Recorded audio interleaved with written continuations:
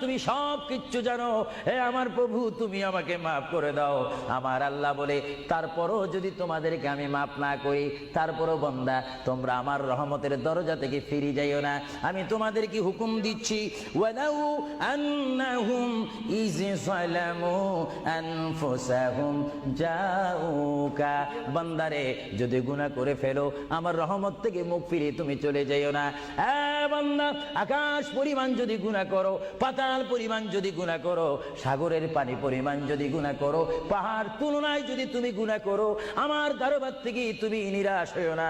বান্দা, আমি তোমাকে একটি রাস্তা বাতাই দিচ্ছি, একটি পথ তোমাকে আমি দেখাই দিচ্ছি। সেই পথটি কোন পথ তোমরা জানো? ওয়ালাউ আন্নাহুম ইয যালামু আনফুসাহুম জাউকা, বান্দারে যখন তোমরা বরবাদ হয়ে যাবে তখন তোমাদেরকে একটা পথ আমি তোমাদেরকে দেখাই দিলাম। সেই পথটির নাম হচ্ছে আমার রাসূলের মদিনা। জুড়ে বলেন সুবহান।